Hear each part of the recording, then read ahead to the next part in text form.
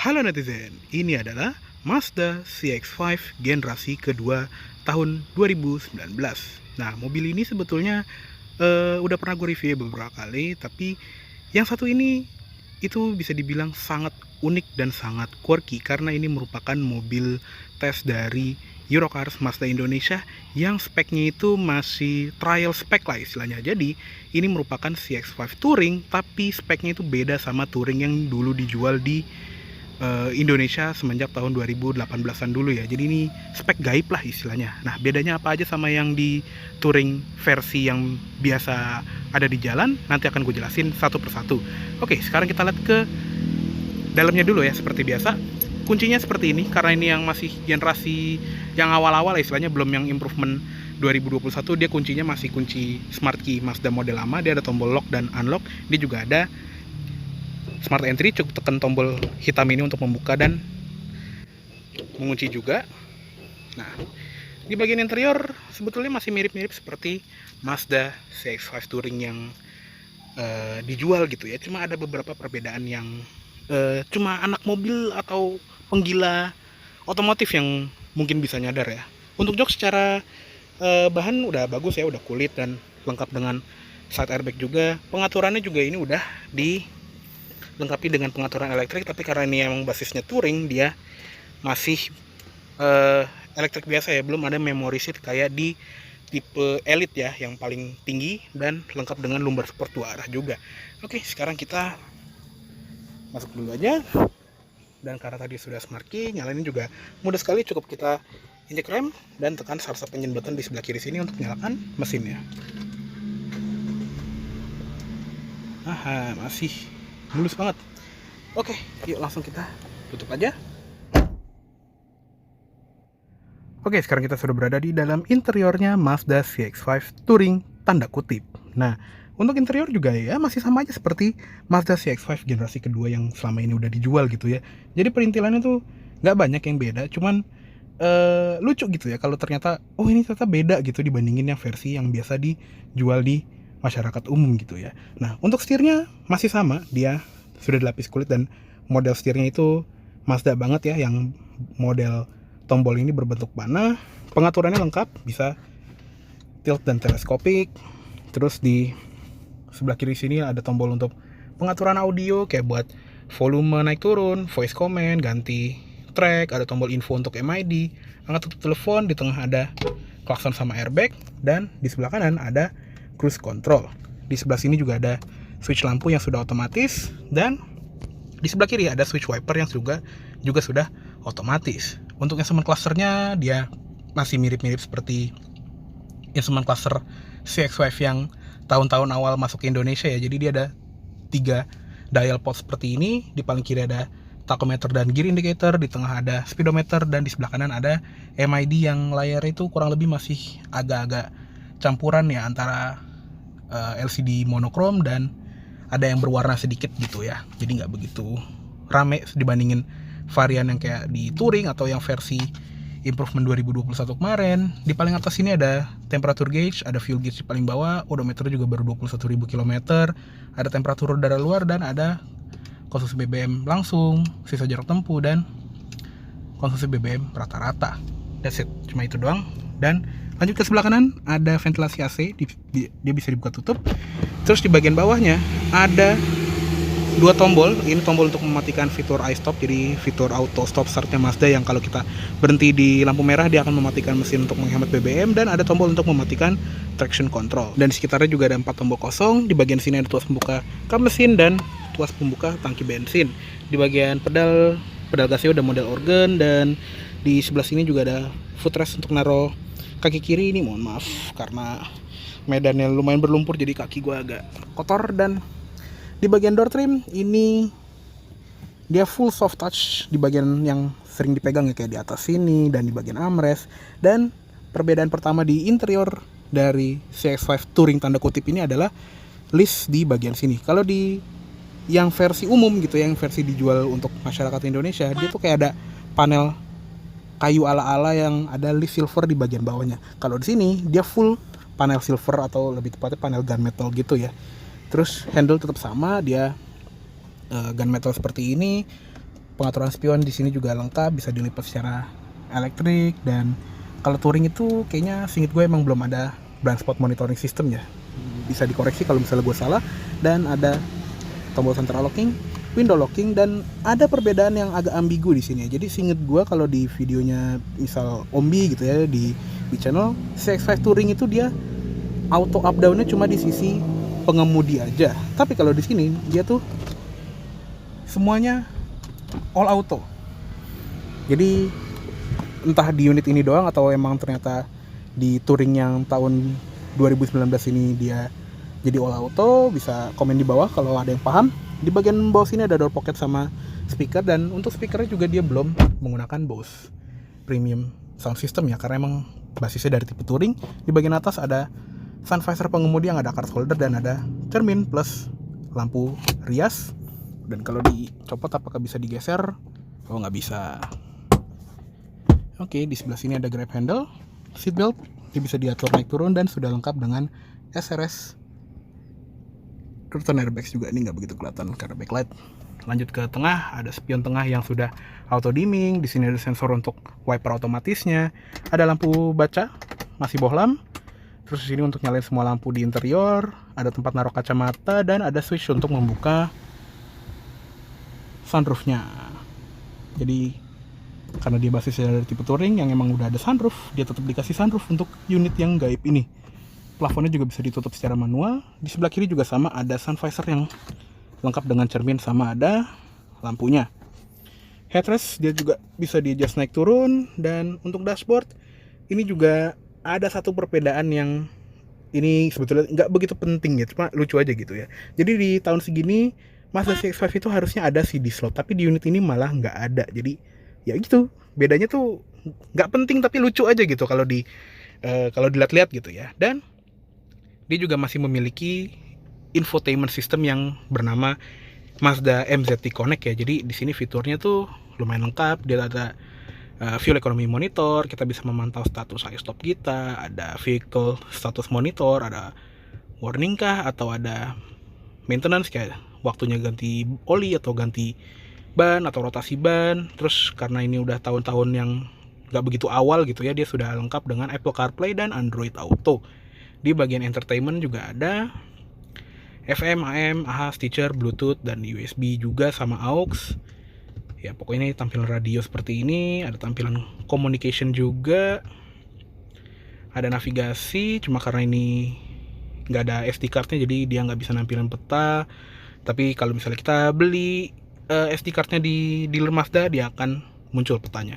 Dan di bagian settings ini juga ada pengaturan display untuk layarnya kayak brightness dan kontrasnya. Di bagian safety ada yang unik karena mobil ini nggak punya sensor parkir, dia kosong di bagian tabel safety. Lucu juga, di bagian sini ada pengaturan suara, bass mid treble gitu, ada setting jam, setting kendaraan, kita bisa aktifin rain sensing wiper atau auto wipernya, ada pengaturan door lock, auto locknya, ada walkway lock, terus ada di bagian sen, ada triple turn signal bisa dinyalain atau dimatiin, dan bunyi lampu sen juga bisa dikecilin atau digedein.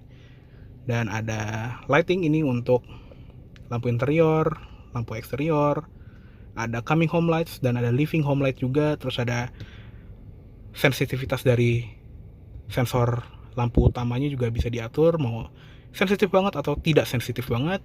Di sini ada devices ini untuk koneksi ke gadget ya, dan ada sistem setting, ada buat bahasa, satuan temperatur, terus ada satuan jarak, kilometer atau mil, dan gitu dong.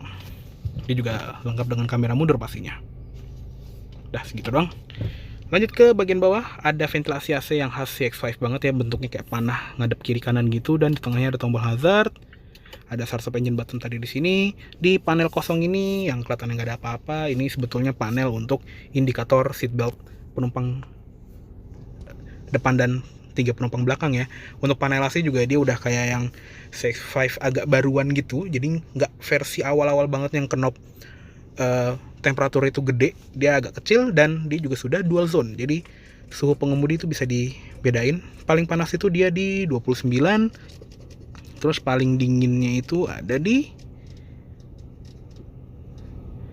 15 derajat. Jadi jangkauan suhunya itu jauh sekali dan bisa disinkronis juga, jadi ngikut suhu pengemudi.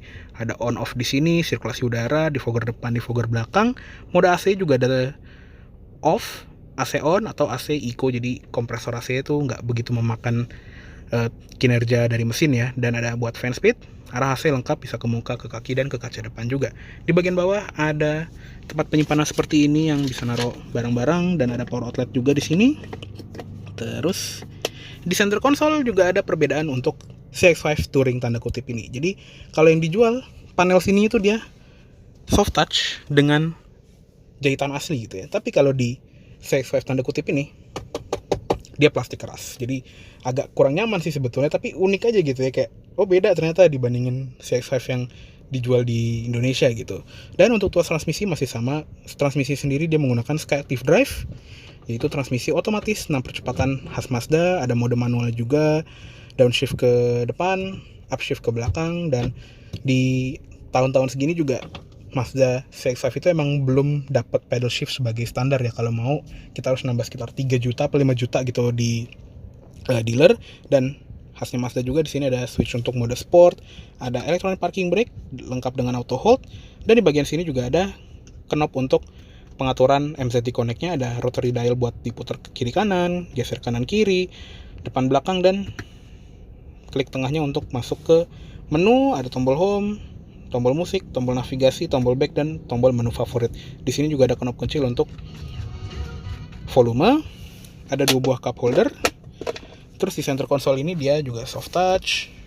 Di dalamnya ada tray kecil buat naruh kayak bon bensin lah atau apa. Di bagian sini juga ada knob untuk slot untuk SD card. Ada 2 buah USB, yang satunya untuk ke Apple CarPlay atau Android Auto. Ada input aux, dan ada power outlet 12 volt di tengah sini. Terus yang gue suka di bagian sini tuh ada kayak godnya gitu, jadi kita bisa nyolokin kabel walaupun tutupnya ini ditutup ya, jadi nggak kejepit. Dan di bagian sini juga ada glove box yang soft opening lengkap dengan airbag penumpang juga. Oke, cukup segitu dulu untuk di bagian kabin depan dari Mazda CX-5 Touring tanda kutip ini. Yuk sekarang kita lihat ke kabin belakangnya. Oke, sekarang kita lihat ke kabin belakangnya dari Mazda CX-5. Nah, untuk di interior belakang dari CX-5 generasi kedua ini ya masih ala Mazda ya, jadi nggak begitu lega dibandingin kompetitor yang sesama dari Jepang atau mungkin dari Eropa gitu ya, karena Mazda emang mengedepankan kenyamanan pengendara atau si pengemudinya ya. Dan ya kelihatan nih dari jok belakang ini nggak begitu lega. Ini adalah posisi pengendara gue, tinggi gue 170 cm dan cuma sisa 2 jari. Mungkin kalau di Honda CR-V atau mungkin di VW Tiguan dengan posisi berkendara gue mungkin ada 4 atau 5 jari gitu ya. Jadi bedanya itu doang. Di belakang jok ini juga ada seat back pocket, dan di belakang center console ini juga ada amenity berupa ventilasi AC tambahan walaupun cuma bisa dibuka tutup doang. Dan untuk di bagian jok belakang ini juga sama seperti jok depan, dia full kulit dengan jahitan warna coklat seperti ini yang sangat bagus. Headrest ada 3, seatbelt juga ada 3, dan di tengah ini kalau misalnya nggak ada orang, ada armrest dengan 2 buah cup holder tempat naruh handphone atau pulpen. Dan di bagian dalamnya ini juga ada USB charger yang rapi banget. Di sini juga ada entah botol siapa, ada input ISOFIX buat naruh child seat. Di bagian atas ada 2 buah lampu baca yang masih bohlam. Di kiri dan kanan juga ada grab handle dengan gantungan baju. Untuk di bagian door trim, di atas ini juga soft touch, di bagian sini juga soft touch, dan sama seperti di depan dia nggak ada aksen kayu kayak di CX-5 Touring yang harusnya ada di versi yang dijual gitu ya. Handle pintu juga warna silver, ada switch power window di sini yang all auto, turun tapi nggak begitu habis, dan ada door pocket sama ada speaker di bagian sini. Oke, cukup segitu aja untuk di bagian kabin belakang dari Mazda CX-5 Touring tanda kutip ini. Yuk sekarang kita lihat ke eksterior. Oke, sekarang kita lihat ke ruang mesinnya dari Mazda CX-5 Touring tanda kutip ini. Nah, untuk mesin ini sama aja seperti CX-5 yang dijual resmi di Indonesia, yaitu mesin 2500 cc, 4 silinder, naturally aspirated dengan teknologi Skyactiv khas Mazda. Untuk tenaganya ya lumayan besar untuk sebuah mesin 2500 cc NA, sekitar 190 horsepower, torsi sekitar 250 Nm, dan transmisinya dia menggunakan transmisi Skyactiv Drive 6 speed otomatis torque converter ke roda depan. Untuk rong mesin juga khas Mazda ya, sangat rapi, nggak kayak mobil Jepang yang biasanya gitu yang agak berantakan. Kalau di sini rapi, khas Mazda dengan engine cover yang cukup oke juga. Di kap juga udah lengkap dengan insulator atau peredam. Oke, yuk langsung kita tutup aja. Oke, untuk eksterior dari Mazda CX-5 Touring tanda kutip ini juga sebetulnya masih kelihatan mirip gitu ya, atau mungkin sama seperti Mazda CX-5 yang biasa ada di jalan gitu ya, yang sering di jalanan. Tapi di Touring tanda kutip ini juga banyak perintilan yang agak berbeda dibandingin Touring spek yang ada di pasaran gitu ya. Jadi secara eksterior dia masih memiliki desain kodo khas Mazda modern yang ini ganteng sekali, dengan grill yang motifnya tuh kayak bintang-bintang gitu, pokoknya mesh lah istilahnya, cakep gitu.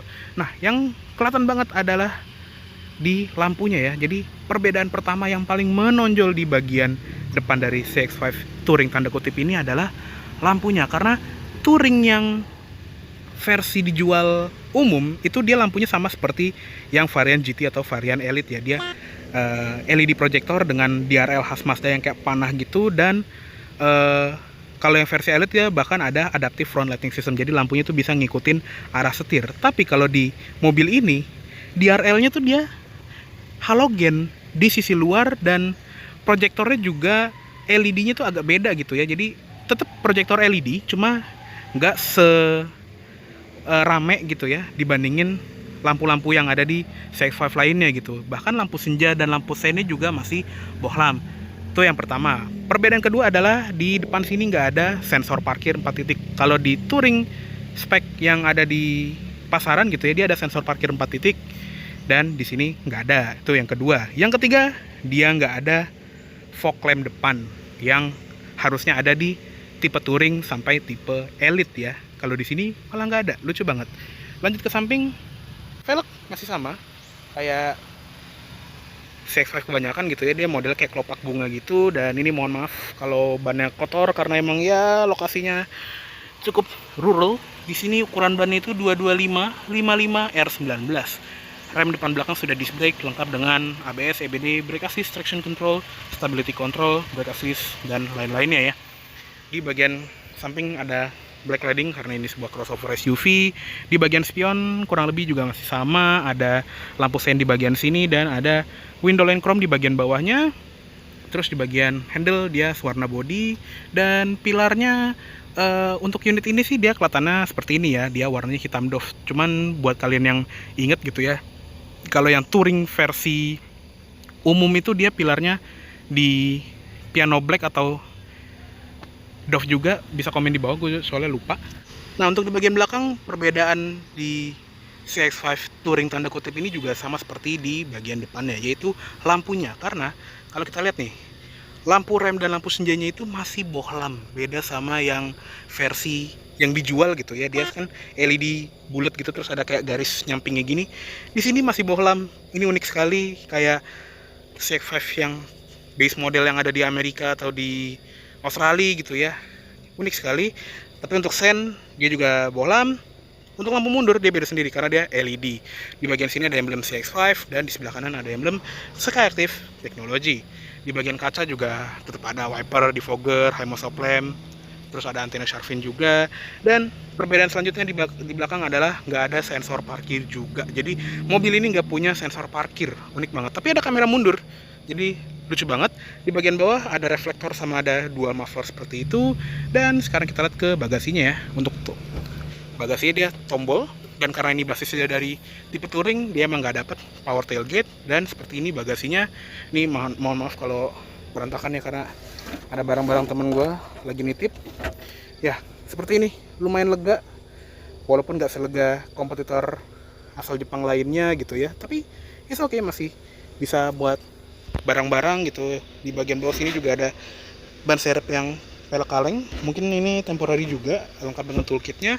Di sebelah kiri dan sebelah kanan sini juga ada tuas untuk ngelipat jok baris keduanya dengan format 40 20 40. Dan hampir lupa, di sebelah kanan sini juga ada power outlet 12 volt buat colokin vacuum cleaner lah atau apa. Dan lampu bagasinya juga ada di pintu bagasinya ya.